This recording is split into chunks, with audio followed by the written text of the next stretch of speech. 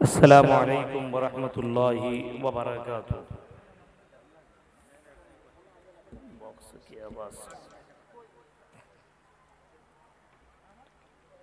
अल्हम्दुलिल्लाह अल्हम्दुलिल्लाहि नहमदुहु व नस्तईनुहु व नस्तगफिरुहु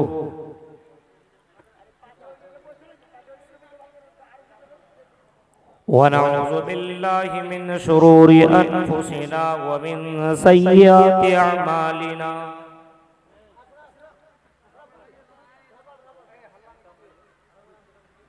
मन यहदिहिल्लाहु फला मुज़िल्ल लहु व मन युज़लिल्हु फला हादिय लहु।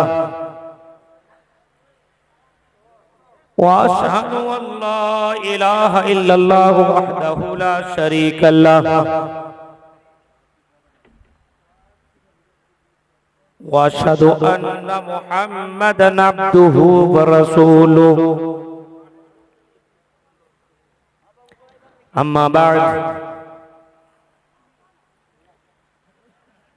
फ़इन्न खैरल हदीस किताबुल्लाह व खैरल हदी हदी मुहम्मदिन सल्लल्लाहु अलैहि वसल्लम व शर्रल उमूरि मुहदसातुहा व कुल्ल मुहदसतिन बिदअह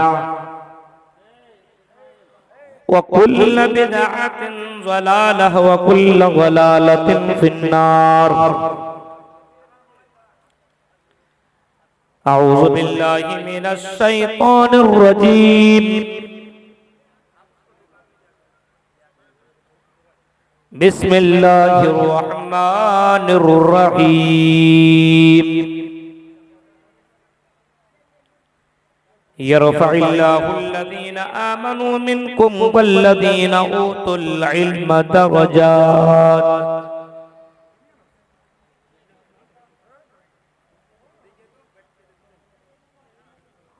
वक़ाल नबी सल्लल्लाहु अलैहि वसल्लम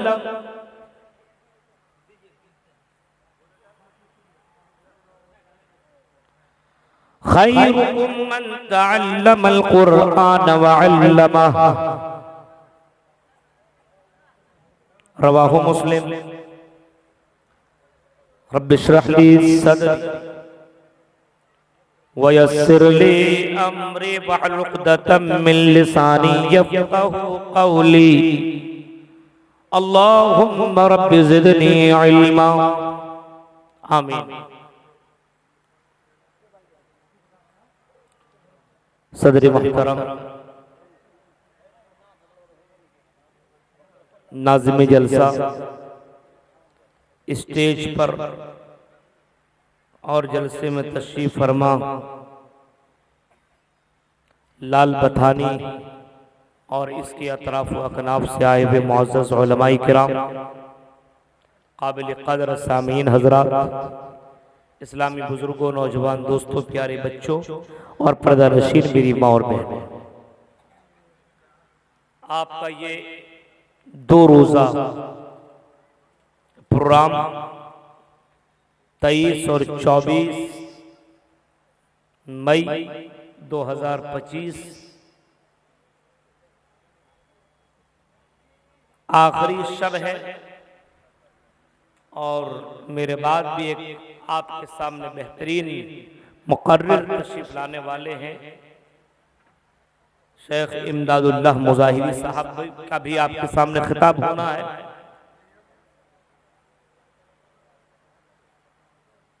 अभी आपने मुझसे पहले देखा कि 4 बच्चों को हिफ्ज़ की सनद और उनके सरों पर पगड़ी बांधी गई,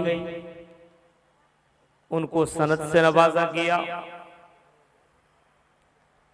और उनको एक एजाज मिला, एक मकाम मिला। अब वो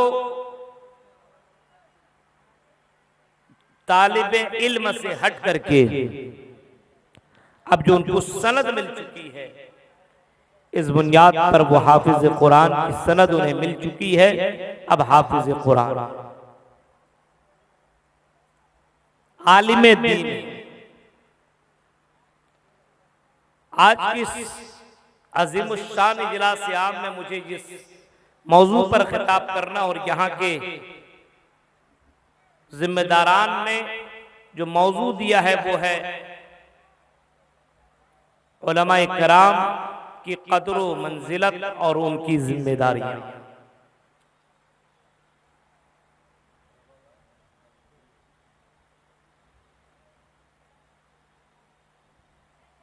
आपको ये मालूम होना चाहिए कि दुनिया के अंदर कोई आदमी मरता है, जब दुनिया छोड़ करके जाता है तो विरासत में बहुत सी चीजें छोड़ता है। दौलत की शक्ल में, जमीन और जायदाद की शक्ल में, पैसे की शक्ल में और भी दीगर चीजें वो छोड़ के जाता है। और मरने वाला ये सारी चीजें जब छोड़ता है तो उसका वारिस उनके रिश्तेदार, उनके बच्चे, उनके परिवार के लोग हुआ करते हैं। लेकिन अंबिया जब दुनिया से जाते हैं, जब दुनिया को छोड़ते हैं अपना मिशन कामयाब करके, अपना मिशन कंप्लीट करके, तो वो दुनिया के अंदर दौलत नहीं छोड़ते, जमीन और जायदाद नहीं छोड़ते, बैंक बैलेंस नहीं छोड़ते,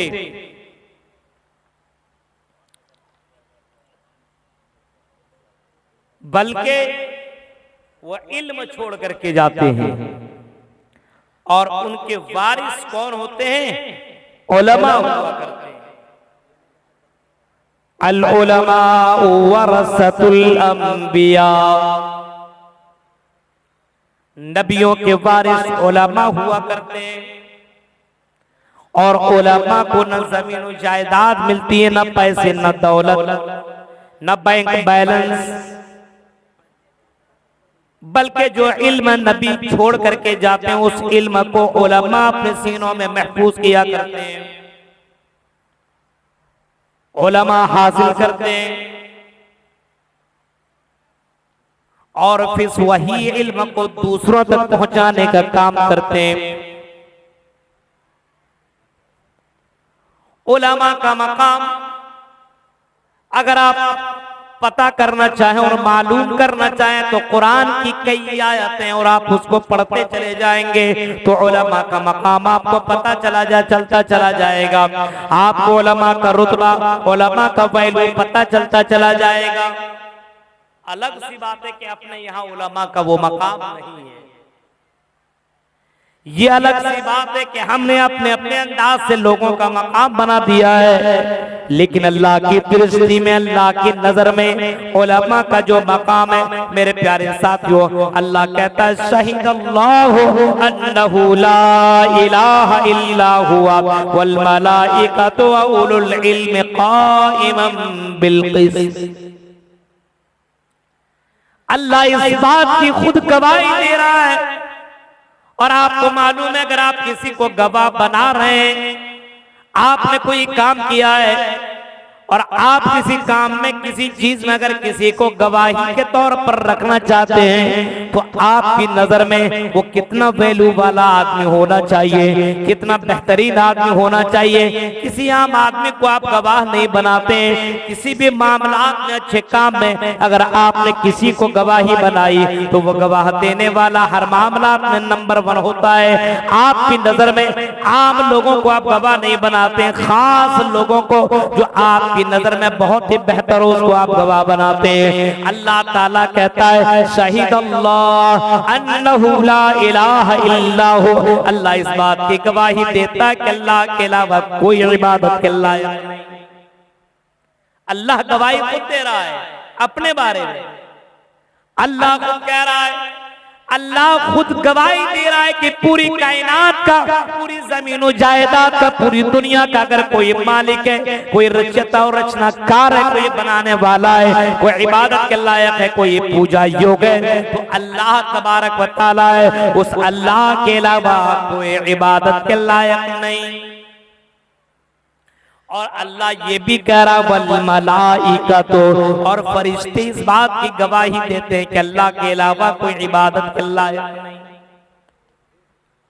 व उलुल इल्म, फरिश्तों के बाद अल्लाह ने जिन लोगों को गवाही में शरीक किया है और जिनको ये मकाम दिया है, उनमें इल्म वालों को ये मकाम दिया है कि अहले इल्म उलमा इस बात की गवाही देते हैं, जानने वाला जानता है, अक्ल रखने वाला जानता है, जमीन जायदाद पे गौर, पूरी दुनिया में गौर और फिक्र करने वाला जानता है कि पूरी कायनात को बनाने वाली जात अगर है तो सिर्फ अल्लाह है। व उलुल इल्म, इल्म वाले अहले इल्म गवाही देते कि अल्लाह के अलावा कोई इबादत के लायक नहीं। तो अल्लाह ने अपने गवाही के साथ उलमा को भी यहाँ शामिल किया है। यहाँ किसी अमीर को, किसी दौलतमंद वाले को, किसी पैसे वाले को, किसी जमीन जायदाद के मालिक को, किसी बादशाह को शामिल न किया। अगर अल्लाह ने किया तो उलमा को यहाँ पे शामिल किया और गवाही में अल्लाह ताला ने अहले इल्म को अपने साथ जोड़ा है। इससे उलमा का मकाम पता चलता है। मेरे भाई गौर करिए आप, कुरान की दूसरी जगह पे अगर आप गौर करेंगे और दूसरी आयतों को अगर आप पढ़ेंगे तो आपको पता चलेगा। अल्लाह कहता है हल यस्तविल लज़ीना यअलमून वल्लज़ीना ला यअलमून, क्या जानने वाले और ना जानने वाले, अहले इल्म और गैर अहले इल्म, जानने वाले और ना जानने वाले क्या बराबर हो सकते हैं? बताओ। हल यस्तविल लज़ीना यअलमून, तो जानने वाला हो, वल्लज़ीना ला यअलमून, और जो ना जानने वाला हो, क्या दोनों के दोनों बराबर हो सकते हैं? अल्लाह कह रहा है, एक सवाल क्वेश्चन मार्क लगा रहा है, क्या दोनों बराबर हो सकते हैं? आपका जवाब होगा नहीं मौलाना, दोनों कैसे बराबर हो सकते हैं? एक आदमी 12-12, 13-13 साल पढ़ करके दीन सीखता है, अल्लाह को जानता है, कुरान को जानता है, हदीस को जानता है, कुरान की एक एक आयत के ऊपर गौर और फिक्र करके उसके मफहूम, उसके तर्जुमे को जानता है, हदीस की एक एक हदीस पर गौर करके उसके मसला निकालता है। और जो ना जानने वाला हो, जिसको कुरान पढ़ना नहीं आता, हदीस पढ़ना नहीं आता, जिसको हदीस का तर्जुमा तक नहीं आता है, ये दोनों बराबर कैसे हो सकते हैं? एक आम आदमी जवाब देगा नहीं, दोनों बराबर नहीं हो सकते। यानी जो जानने वाले हैं उसका मकाम कुछ और है, और जो ना जानने वाले हैं उसका मकाम आपकी नजर में कुछ और है। मेरे प्यारे साथियों, जरा गौर करो और सोचो, अल्लाह रब्बुल आलमीन ने उलमा का मकाम बयान करते हुए फरमाया यरफ़इल्लाहुल लज़ीना आमनू, अल्लाह उन लोगों का मकाम बयान करता है जिन लोगों ने अल्लाह पर ईमान लाया, वल्लज़ीना ऊतुल इल्म दरजात, और अहले इल्म वालों का भी दरजात अल्लाह बुलंद करता है। उलमा का मकाम अल्लाह बुलंद करता है। और मेरे भाइयों, अगर आप गौर करेंगे तो उलमा का मकाम आप अपनी नजरों के सामने, आपके इलाके में, आपके गांव में बड़े पैसे वाले लोग हैं, बड़े बड़े डॉक्टर हैं जो दुनिया में लोगों का इलाज करते हैं, जो आपके बच्चों का जिस्मानी इलाज किया करते हैं, बड़े पैसे वाले हैं। घर के अंदर एसी लगाया हुआ है, घर के अंदर टाइल्स और मार्बल भी लगाया हुआ है, उनके पास पैसे की कमी नहीं है।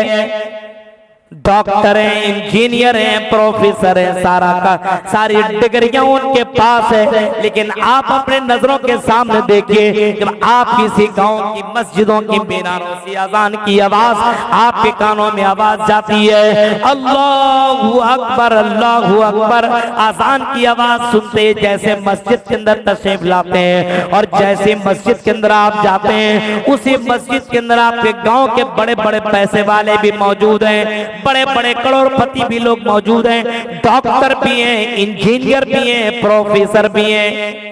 एक आम लिबास पहनने वाला, कुर्ता पाजामा टोपी पहनने वाला एक मौलवियों का तबका भी वहाँ पे मौजूद है, एक कुरान को जानने वाला वहाँ पे मौजूद है। अब अल्लाह के उस घर में आपकी नजरों के सामने कौन आगे बढ़ रहा है? न प्रोफेसर आगे बढ़ रहा है, न डॉक्टर आगे बढ़ रहा है, न इंजीनियर आगे बढ़ रहा है। अल्लाह के घर में अगर इमामत कर रहा है तो कौन कर रहा है? जो कुरान का जानकार है, जो हदीस का जानकार है। फरमाया खैरुकुम मन तअल्लमल कुरान व अल्लमा, तुम में सबसे बेहतर वो है खैरुकुम मन तअल्लमल कुरान, जो कुरान पढ़ाता हो, कुरान सिखाता हो, व अल्लमा, कुरान पढ़ता और कुरान पढ़ाता हो। तुम में सबसे अच्छा, सबसे बेहतर वो है। अब तसव्वुर करो मेरे भाइयों, अल्लाह की नजर में, अल्लाह की दृष्टि में कुरान पढ़ने वाले, हदीस पढ़ने वाले, दीन इस्लाम को जानने वाले अल्लाह की नजर में सबसे अच्छे, सबसे बेहतर है। हाँ, तुम्हारे नजर में लगता होगा ये मौलवी है, ये आलिम है, ये हाफिज है, मेरे प्यारे साथियों, उनको वैल्यू, उनको मकाम आप नहीं उतना दिया करते, लेकिन अल्लाह रब्बुल आलमीन इसी दुनिया में अपने घर में अगर किसी को नमाज पढ़ाने की इजाजत देता है तो वो नमाज पढ़ाए, वो आगे बढ़े। जो तुम में अक़रअहुम लिकिताबिल्लाह, तुम में सबसे ज्यादा जो कुरान को पढ़ने वाला हो, या उम्मुल कौम, कौम का इमाम कौन होगा? डॉक्टर नहीं, प्रोफेसर नहीं, इंजीनियर नहीं, अक़रअहुम लिकिताबिल्लाह, जो अल्लाह की किताब की तिलावत करने वाला सबसे ज्यादा हो, कुरान का माहिर हो, कुरान का जानकार हो, आलिम कुरान हो, हाफिज़ कुरान हो। आपकी गांव, आपकी बस्ती में नमाज अगर पढ़ाएगा तो वही आलिम पढ़ाएगा, वही हाफिज पढ़ाएगा जो कुरान का जानकार हो। और अगर कई हुफ़ाज़ हैं, कई कुरान पढ़ने वाले बराबर हैं, तो उनमें ये देखना होगा वो आलमुहुम बिस्सुन्नह, उनमें सबसे ज्यादा सुन्नत का जानकार कौन है, हदीस का जानकार कौन है। मेरे भाइयों, कुरान में बराबर है, फिर हदीस को देखा जाएगा कि हदीस में जानकार कौन है। अगर हदीस में कोई आगे और कुरान में भी बराबर है मेरे भाइयों, तो उस आदमी को, उस आलिम को फिर आगे बढ़ाया जाएगा और इमामत की कुर्सी पर उसको विराजमान किया जाएगा। तो उलमा का मकाम ये है मेरे प्यारे साथी। आज हमारे यहाँ आलिम उलमा रास्तों से गुजरते हैं, कई जगहों पे देखिए रिश्ता वगैरह लगाने की बात करिए और जैसे पता चलेगा कि अरे लड़का क्या करता है, हाफिज़ कुरान, मदरसे में पढ़ाता है, मदरसे में पढ़ता है। घर का गार्जियन तैयार नहीं है कि मैं अपने बच्चे को, उस अपनी बेटी को मैं उस हाफिज़ कुरान के साथ निकाह करा दूं, अपनी बेटी को उस मौलाना के अक़्द में, उसके मौलाना की निकाह में मैं अपने बेटी को दे दूं। मेरे भाइयों, जिम्मेदार राजी नहीं होता, बेटी कहां से राजी होगी? बेटी को तो सिर्फ आज के जमाने में स्टाइल वाला शौहर है, स्टाइल वाला, जो नमाज न पढ़ता हो, नमाज के बारे में न जानता हो, जिसको कुरान पढ़ना भी नहीं जानता। सोशल मीडिया ने उसके दिमाग में ये बात डाल दी है कह रहे ये मौलवी मौलाना, ये मदरसा में पढ़ने वाला, ये कुरान का जानने वाला, ये बीवी का हक अदा नहीं करेगा, बीवी से मोहब्बत नहीं करेगा। मेरे प्यारे साथियों, गौर करो और आप दुनिया में पता करो, जो आलिम उलमा जिस तरीके से अपने बच्चों की कदर करता है, अपने बीवी की कदर करता है, और अल्लाह के साथ साथ बच्चों के मामलात में और बीवी के हक में जिस तरीके से वो डरता है, कम कमाता जरूर है लेकिन जिस तरीके से वो रिश्तेदारियों को निभाता है, मेरे प्यारे साथियों, ये आम जो दुनिया लेवल की डिग्री लेने वाले वो अपने बीवी और बच्चों के साथ वो मामला नहीं करता है। उसको जब अल्लाह का डर नहीं है तो दुनिया का डर रहेगा। अक्सर उलमा हाफिज कुरान अपने बीवी और बच्चों का ख्याल ज्यादा, अब उसकी इस्तिताअत जितनी होती है उतना वो करता है। गौर करिए आप, और एक हदीस में आपके सामने रखने जा रहा हूं, और इस हदीस को आप सुनिए, उसके बाद फिर मैं अपने मसले को, कुछ मसाइल को आपके सामने रखता हूं। अल्लाह के नबी सल्लल्लाहु अलैहि वसल्लम फरमाते हैं, मन सलक तरीक़न यतलुबु बिही इल्मन सलकल्लाहु लहु बिही तरीक़न मिन तुरुक़िल जन्नह। गौर से सुनना, लाल बथानी के लोगों, मदरसा में अपने बच्चों और बच्चों को पढ़ाने वालों, कुरान के हाफिज कराने वालों, अपने बच्चों को लाल बथानी से आगे बढ़कर के बनारस में, दिल्ली, मुंबई और कोलकाता में भेज करके अपने बच्चों को हाफिज कुरान की डिग्री दिलाने वालों, आलिम कुरान की डिग्री दिलाने वालों, आलिम बनाने वालों, अल्लाह के नबी ने फरमाया, मन सलका तरीक़न, जो बच्चा, जो आदमी इल्म हासिल करने के लिए, तलब इल्म के लिए अपने घर से निकलता है, घर से निकल गया, कहां जा रहा है? मदरसा जा रहा है पढ़ने के लिए। क्या सीखने के लिए? कुरान। क्या सीखने के लिए? हदीस। क्या सीखने के लिए? नबी का तरीका, नबी की सुन्नत, नबी की दुआएं, नबी की जिंदगी के वो अतवार, वो सारी सीखने के लिए एक बच्चा जा रहा है, एक लड़की पढ़ने के लिए जा रही है। अल्लाह के नबी फरमाते हैं, वो मदरसा नहीं, वो जन्नत के रास्ते की तरफ निकल गया है, वो जन्नत के रास्ते की तरफ वो बच्चा निकल चुका है। अब सोचिए, एक बच्चा जमीन पर चल रहा है, डिग्री तो दुनिया में कई डिग्रियां मिलती है, उन डिग्रियों के बारे में ये नहीं कहा कि ये दुनिया की डिग्री हासिल करने के लिए जा रहा है, ये जन्नत के रास्ते में निकल गया है। लेकिन अल्लाह के नबी फरमाते हैं, जो इल्म दीन सीखने के लिए अपने घर से निकलता है, या अपने घर से निकलती है, गोया कि वो जन्नत की तरफ वो निकल चुका है, जन्नत के रास्ते में वो बच्चा, वो बच्ची निकल चुकी है।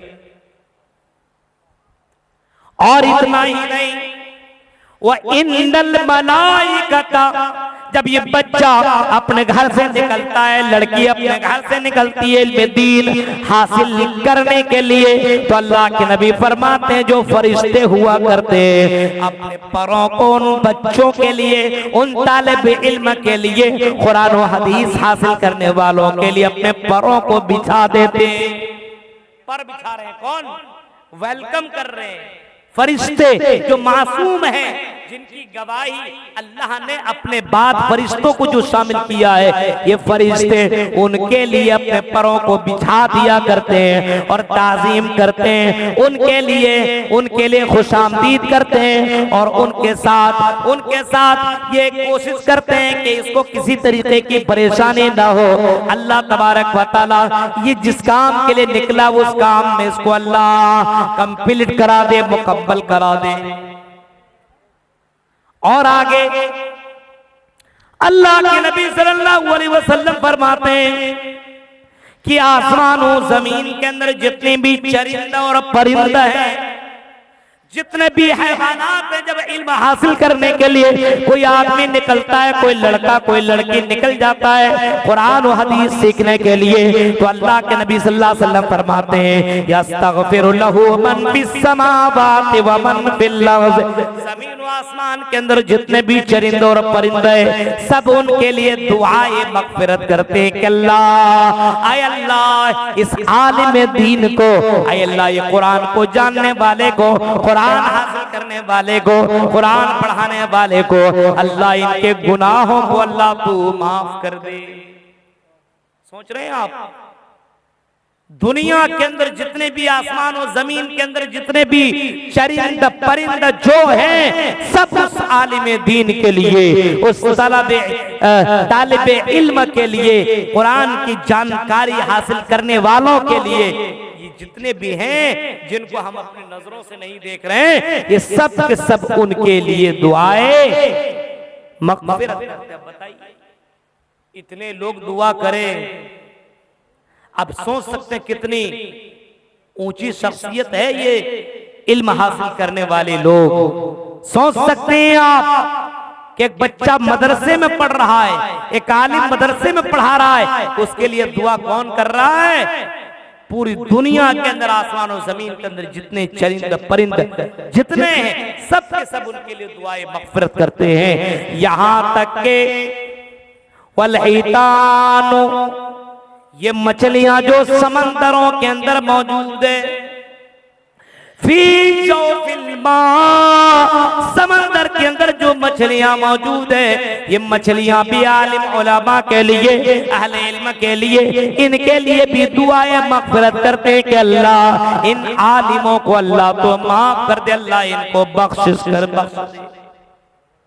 अब आप तसव्वुर करो, गौर करो मेरे भाइयों, ये कौन ऐसा काम कर रहे हैं? बहुत बड़ा काम न किया, लेकिन नबियों ने जो छोड़ा है कुरान और हदीस, उनको हासिल करने के लिए अपने घरों को छोड़ करके और अपने नरम नरम बिस्तरों को छोड़ करके मदरसों में जाकर के पढ़ना, कुर्बानी देना इतनी बड़ी बात नहीं है। उनके माँ बाप को मैं मुबारकबाद पेश करता हूँ जो अपने लगते जिक्र को मदरसों के अंदर रखते हैं। मेरे प्यारे साथियों, कुरान और हदीस पढ़ना, कुरान और हदीस हासिल करना, कुरान और हदीस के लिए मेहनत करना और उनके लिए कोशिश करना, कितनी परेशानियों का सामना है आज के हालात के मद्देनजर अगर देखा जाए तो मेरे भाइयों, जिनका कलेजा बहुत बड़ा होगा, जिनको अल्लाह को खुश करना होगा, जिनको जन्नत की तलब होगी, जिनको जहन्नम से बचना होगा, वही आदमी अपने बच्चों को मदरसों के अंदर रख सकता है, वरना लग्जरी जिंदगी चाहिए। मदरसों में क्या है, फजर के वक्त बच्चा को उठा दिया जाता है, चलो वुजू बनाओ, नमाज पढ़ो, नमाज पढ़ने के बाद चलो कुरान पढ़ो। मेरे भाइयों, टाइम टेबल हर वक्त 5 टाइम में जमात के साथ नमाज पढ़िए, ये सारी चीजें बताई जाती है मदरसों के अंदर, सिखाया जाता है, कुरान पढ़ाया जाता है। अब तसव्वुर कीजिए, कुरान पढ़ाया जाता है, कुरान पढ़ा जाता है, कुरान का दर्स दिया जाता है और वहां पे उतनी मुश्किलात का सामना करना पड़ता है। आपको पता है मदरसे में हर कोई टिक नहीं सकता, बहुत मुश्किल से एक आलिम पैदा होता है, एक हाफिज़े कुरान पैदा होता है। इतनी आसानी से मौलवी नहीं बन जाते मेरे भाई, इतनी आसानी से हाफिज़े कुरान नहीं बन जाते। उसमें माँ बाप का भी बड़ा रोल होता है, उस बच्चे का भी बड़ा रोल होता है, पढ़ाने वाले असातिज़ा का भी बड़ा रोल होता है। कुरान हिफ्ज़ करने के लिए कितनी मेहनत, कितनी कोशिश करनी पड़ती है। उस बच्चे से पूछिए, उस कारी से पूछिए जो हिफ्ज़ कराता है, उनके माँ बाप से पूछिए कि दिल पर पत्थर रख करके अपने बच्चों को भेजते हैं। अपने घर के अंदर अच्छा खाना खा रहा है, मदरसे में वही रूखा सूखा वो खाना खा करके उसका बच्चा सोता है, रहता है, लेकिन माँ बाप इस उम्मीद के साथ अपने बच्चे को आलिम दीन बनाते हैं कि ये मेरा बच्चा आगे के चल करके कौम का इमाम बने। तसव्वुर करो मेरे भाइयों, अंदाजा लगाओ जन्नत के रास्ते की तरफ अपने बच्चों को छोड़ने वाले कितने लोग हैं। आज तो हमारे यहाँ जिनके यहाँ 4-4 बच्चे, 5-5 बच्चे, उनके बच्चों ने कुरान नहीं पढ़ा, हदीस न पढ़ी। पूछो कितनी औलाद है, कहता 4। कितने बच्चों को आपने आलिम दीन बनाया? एक भी नहीं। हाफिज कुरान कितनों को बनाया? नहीं। आपकी बच्ची यहाँ कितनी है? 3-4। आपने अपने बच्ची को, कितने बच्चों को आपने हाफिजा बनाया, आलिमा बनाया? नहीं मौलाना, मैंने ये नहीं कर सका। मेरे प्यारे साथियों, जरा तसव्वुर करो, गौर करो कि दीन इस्लाम अगर जिंदा है तो इन्हीं उलमा की वजह से जिंदा है। आने वाला वक्त अभी जो हालात है पूरी हिंदुस्तान और पूरी दुनिया के अंदर जिस तरीके से आज उलमा की नाकदरी हो रही है, उलमा के साथ जिस तरीके से खिलवाड़ किया जा रहा है, जिस तरीके से उलमा की बेइज्जती हुआ करती है, मेरे भाइयों आज आदमी अपने बच्चों को मदरसा में रखने के लिए तैयार नहीं। इन उलमा का मकाम हमने घटाया है, किसी और ने नहीं। इन उलमा की कदर हमने न की, जिनके पीछे हम नमाज अदा करते हैं, जो हमारे जनाजे के नमाज पढ़ाते हैं, जो हमारा निकाह कराते हैं, जो हमको जन्नत का रास्ता बताता है, जो हमें जहन्नम से बचाता है, जो हमें हलाल तरीका कमाने का तरीका बताता है, जो हमें हराम कामों से बचाता है, जो अल्लाह को राजी करने वाले अमाल हमें सिखाता है, अल्लाह को नाराज करने वाले अमाल से बचाता है। उन उलमा की हमने कदर न की, उन उलमा की हमने जर्रा बराबर परवाह न की। मस्जिदों के अंदर इमामत करने वाले मौलवियों की हालत देखो, आप तनख्वाह कितनी देते हो? 6,000, 7,000, 8,000, 9,000, 10,000। मेरे प्यारे साथियों, आपकी नजर में उलमा की क्या यही कदर है? क्या यही मकाम है जो आपकी जिंदगी, आपकी रूहानी जिस्म, रूहानी जो इलाज करता है, वो आपका एक डॉक्टर है जो आपको जन्नत की तरफ जाने का रास्ता बताता है और जहन्नम से बचने का रास्ता बताता है, जो कुरान पढ़ने और पढ़ाने का तरीका आपको सिखाता है। उसी इमाम को तनख्वाह कितने मिल रही है? 10,000। अब पूछा जाए क्यों इतना दे, तो जवाब मिलेगा मौलाना मौलवियों के पैसे में बड़ी बरकत। क्या है? मौलाना के पैसे में बड़ी बरकत है। अरे कपड़े ऐसे ऐसे पहनता है कि हम लोग नहीं पहन सकते हैं, बड़ी बरकत है। हमने कहा अच्छा इतनी बरकत है, तुम कितने कमाते हो? कहा कि 50,000। लेकिन चलता नहीं मौलाना। मैंने कहा एक महीना ऐसा कर लो कि वो बरकत वाला 10,000 पैसा तुम ले लो और वो 50,000 वाला जो बरकत नहीं वो तुम दे दो। ये कैसे हो सकता है? मेरे प्यारे साथियों, तुम 10,000 में तुम्हारा चल नहीं सकता है, तो उस मौलवी का 10,000 में 6,000, 7,000 में कैसे चलेगा?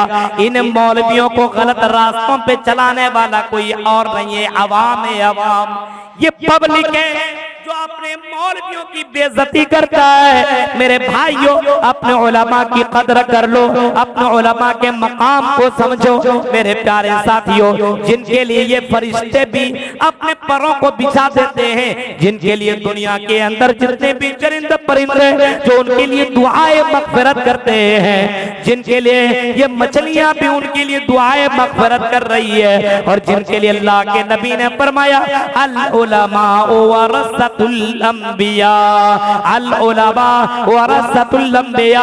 ये उलमा ये नबियों के वारिस हैं, ये नबियों के वारिस हैं, इनके साथ अच्छा मामला किया करो।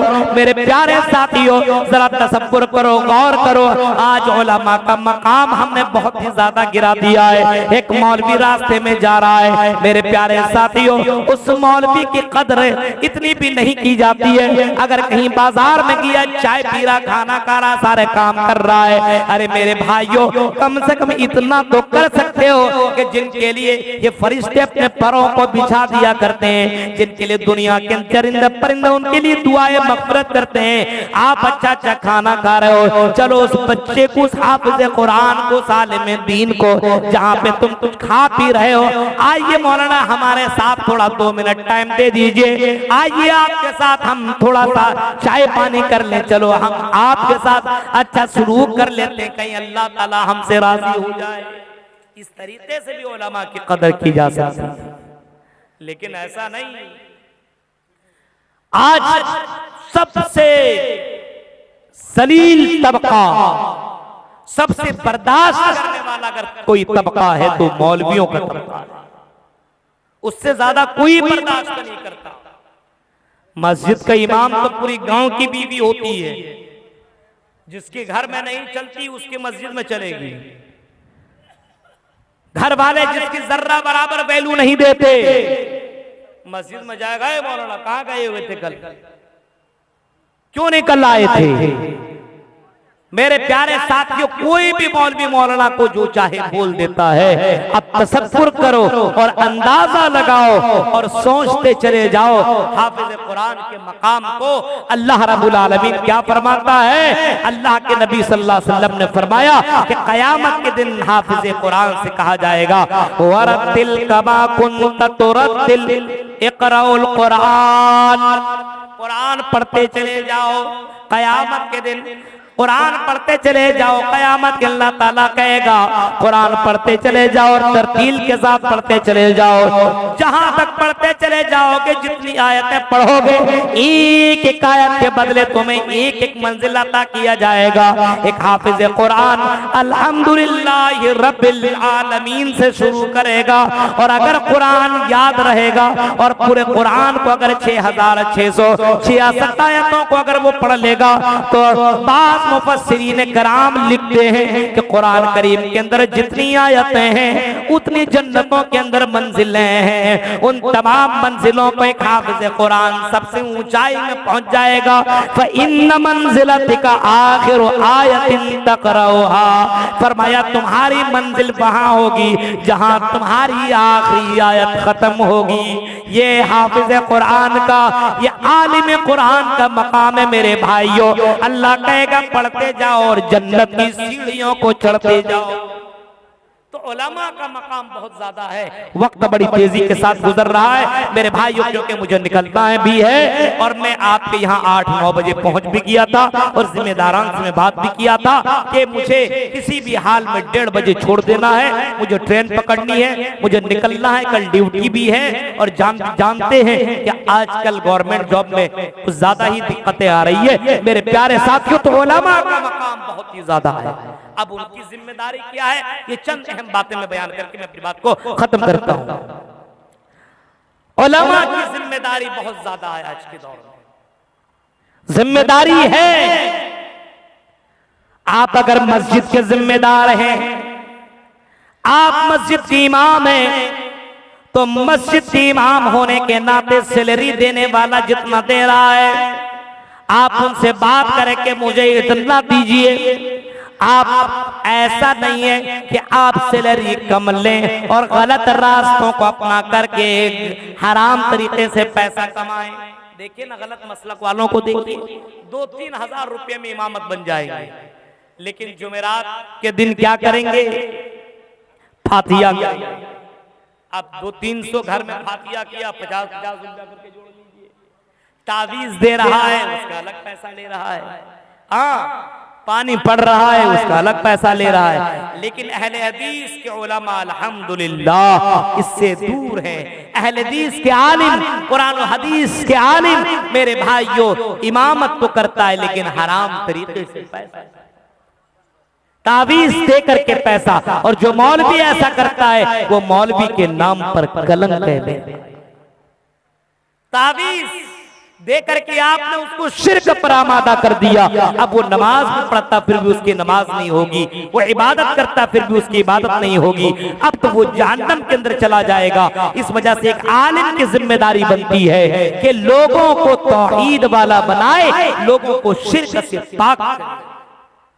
आप तौहीद का दर्स देते रहे बच्चों को, आपकी एक जिम्मेदारी बनती है। आप अगर मस्जिद के इमाम हैं, मदरसे के जिम्मेदारान हैं, मस्जिद मदरसे के अगर पढ़ाने वाले हैं, तो आपकी जिम्मेदारी बनती है कि आप उसको तौहीद सिखाएं और आप उसको शिर्क से मना। आप जुम्मे का खुतबा दें तो लगना चाहिए तैयारी करके खुतबा दे रहे हैं। अब एक ही खुतबा दे देकर के पब्लिक जाती है तो सो रही, अरे यही खुतबा हर जुमा को देते मौलाना। अब बताइए, एक मौलवी की, मौलाना की जिम्मेदारी है कि आप अलग अलग हालात में, कुर्बानी के मौके पे कुर्बानी का खुतबा, रमजान के मौके पे रमजान का खुतबा, हाँ इसी तरीके से दीगर मौके पे दीगर खुतबे, हालात को देखते हुए पब्लिक को उजागर करना, पब्लिक को जगाना, पब्लिक को इन तमाम चीजों से आगाह करना एक इमाम की जिम्मेदारी बनती है। और अगर कोई तावीज पहन रहा है, कोई गैर मौलवी आकर के आपके यहाँ माहौल बिगाड़ रहा है, कव्वाली वगैरह में या दीगर चीजों में आपके अवाम को अगर गुमराह कर रहा है तो आपकी जिम्मेदारी बनती है कि फौरन उसके ऊपर एक्शन लिया जाए और फौरन आप मस्जिदों से दर्स देना शुरू कर दें, क्योंकि यह आपकी जिम्मेदारी बनती है, क्योंकि अल्लाह की यहाँ आपको जवाब देना। मेरे प्यारे साथियों, उलमा की यह जिम्मेदारी बनती है कि दीन का काम करें और दीन का काम रियाकारी के तौर पर न करें, दिखावे के तौर पर न करें कि हम इमाम बन जाएंगे, हम मौलवी बन जाएंगे, हम तकरीर करने वाले बन जाएंगे तो दुनिया वाला की नजर में हम बहुत बड़े आलिम कहलाएंगे, दुनिया हमें इज्जत देगी, दुनिया वाला हमें रिस्पेक्ट देगा, दुनिया वाला हमें हाथों हाथ लेगा। ये आपके दिलो दिमाग में नहीं आना चाहिए। आप दीन का काम कर रहे हैं, अल्लाह की रजा के लिए काम कीजिए। अगर आपने रियाकारी के लिए काम किया तो अल्लाह के नबी फरमाते कयामत के दिन 3 लोगों को सबसे पहले बुलाया जाएगा। उनमें से एक आलिम दीन होगा, हाफिज कुरान होगा। जब उसको बुलाया जाएगा उससे कहा जाएगा बताओ तुमने दुनिया में किया वो कहेगा कि अल्लाह मैं हाफिज कुरान दुनिया में बना, आलिम कुरान दुनिया में बना, आलिम दीन मैंने दुनिया में बना, मैंने दुनिया के अंदर मैंने लोगों को पढ़ाया, मैंने दुनिया में उसके मुताबिक लोगों को सिखाया। अल्लाह कहेगा नहीं तू झूठ बोल रहा है, तूने ये काम किया तो इस वजह से किया ताकि दुनिया वाला तुम्हें आलिम दीन बोले, दुनिया वाला तुझे हाफिज कुरान बोले, तुमको दुनिया में शोहरत मिल गई, यहाँ पे तुम्हें कुछ नहीं मिल सकता। उल्किया फिन्नार, उसे जहन्नम के अंदर डाल दिया जाएगा। तो ऐ उलमा, ऐ हाफिज कुरान, तुम्हारी जिम्मेदारी बनती है अगर आप मस्जिद में इमाम हो तो अल्लाह की रजा के लिए इमामत करो, अल्लाह को राजी करने के लिए काम करो। दुनिया में सब्र करोगे तो जन्नत तो जरूर मिलेगी, लेकिन दुनिया में रियाकारी करोगे तो जन्नत नहीं मिल सकती है। ये उलमा की जिम्मेदारी बनती है कि समाज को गलत कामों से बचाया जाए, रूहानी डॉक्टर बना जाए, रूहानी इलाज किया जाए। समाज के अंदर जो चीजें गलत तरीके से राइज हो रही है, इन तमाम चीजों के ऊपर उलमा एक्शन लें। अब बड़े बड़े जलसों में मान लीजिए हर कोई, हम लोग कभी कभी आते हैं, मेन तो आपका डॉक्टर इलाके का उलमा है, उनकी जिम्मेदारी बनती है गाए बगाए किसी को बुला करके या आपने पाजामा नीचे क्यों पहना हुआ है, आपने ये ताबीज क्यों बांधी हुई है, आपने अपने दुकान में ये क्यों लगाया हुआ है। आप मोहब्बत से प्यार से उनको समझाइए, क्योंकि नबी की फिक्र थी अपनी कौम के लिए, उलमा की भी फिक्र होनी चाहिए इस उम्मत के लिए, इस कौम के लिए, क्योंकि वो सिर्फ एक अपने बच्चों के वो माँ बाप नहीं है, वो अपने बच्चों के वो गार्जियन नहीं है, बल्कि पूरी कौम जहाँ का वो इमाम है उसके गार्जियन है। क्योंकि आपके अंडर में ये लोग हैं, आपको फिक्र होनी चाहिए और उनके लिए दुआ करनी चाहिए। मेरे भाइयों, बातें तो बहुत ज्यादा लेकर के आया था, लेकिन वक्त की किल्लत की बुनियाद पर मैं अपनी बात को खत्म करता हूँ और मैं अल्लाह से दुआ करता हूँ कि बारेला उलमा के मकाम को समझने को और उलमा की जिम्मेदारी को, हम उलमा को अपनी जिम्मेदारी निभाने के अल्लाह हमें तौफीक अता फरमा। उलमा के मकाम को हमें जानने के साथ साथ उलमा की कदर करने की तौफीक अता फरमा। उलमा की बेइज्जती करने वाला हमें न बना, उलमा की इज्जत करने वाला बना। उलमा के लिए हमें कुछ करने की अल्लाह हमें तौफीक दे। आमीन। व आखिर दावाना अल्हम्दुलिल्लाहि रब्बिल आलमीन। वस्सलामु अलैकुम व रहमतुल्लाहि व बरकातुहू।